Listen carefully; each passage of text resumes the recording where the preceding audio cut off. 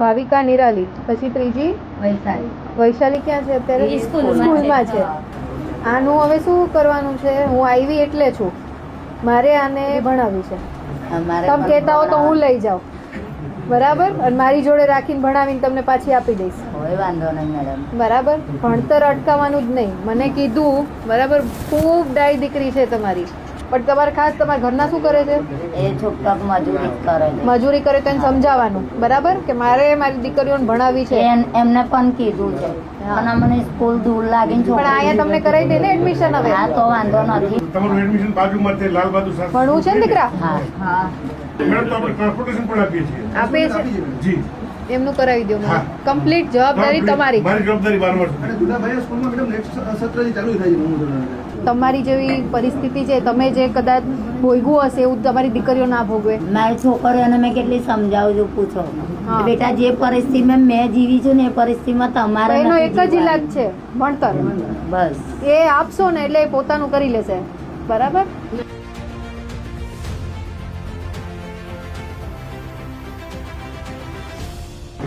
પણ હું અહીંયા ખાસ ધક્કો મેં એટલે ખાધો, મારે એક જગ્યાએ જવાનું હતું, કાર્યક્રમ મેં મોડો કરાવ્યો તમને મળવા, બરાબર? મને આ કીધું બહુ ડાય દીકરી છે તમારી, નટલી ડાય એવી છે, પણ 9મું ધોરણ તમે ચાલુ કરાવી દો હવે.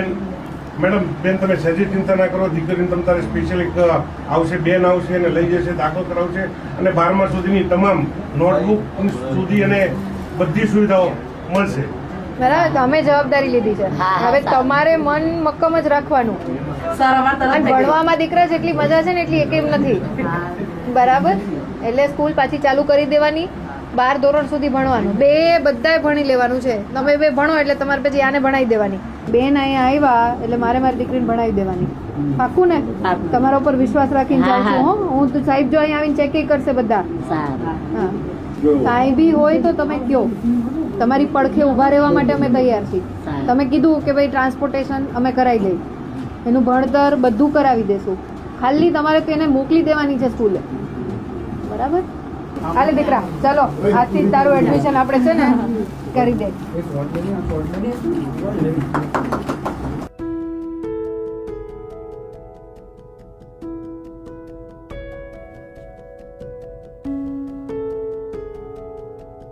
ભાઈ, તમે આનું સ્પેશિયલ ધ્યાન રાખજો સાહેબ, બરાબર? આ જવાબદારી બસ. અને બાકી હું તને મારો નંબર આપીને જાઉં, કાંઈ હોય મને ફોન કરવાનો. મારે બીજું કાંઈ કામ નથી, આપણે વાતું કરશું. બસ, ખૂબ આગળ વધ.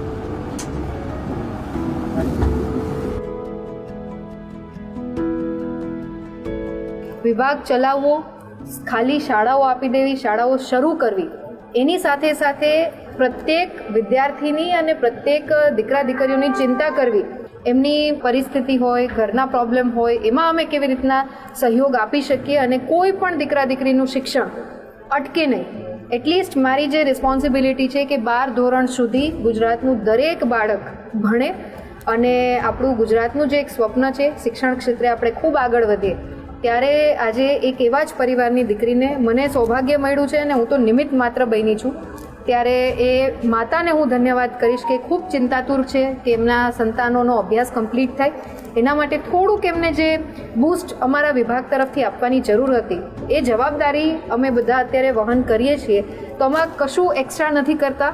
અમારી જવાબદારીના ભાગરૂપે અમારે જે કરવું જોઈતું હોય એ કરવાનો આજે અમને તક મળી છે. અને એવી જ એક દીકરી જે કન્ટિન્યુટી 8th સ્ટાન્ડર્ડ પછી એમનો અભ્યાસ 12 ધોરણ સુધી પૂરો રહે એ માટે સમગ્ર શિક્ષણ વિભાગે, સ્કૂલના આચાર્યશ્રી હોય, શિક્ષણ સમિતિના ચેરમેન હોય કે પછી ડીઓ સાહેબ હોય, એ તમામની સંયુક્ત જવાબદારી રૂપે આજે એક દીકરીને કન્ટિન્યુટી જળવાઈ રહે, એમનું એજ્યુકેશન નિરંતર રહે, જે બી વ્યવસ્થાના ભાગરૂપે હોય, ટ્રાન્સપોર્ટેશનના ભાગરૂપે હોય, બીજી કોઈ પણ જરૂરિયાત એ દીકરીના શિક્ષણમાં ક્યાંય પણ એમને જોઈતી હશે તો અમે અમારા માધ્યમથી એમને સત્વરે રીતે પૂર્તતા કરીશું.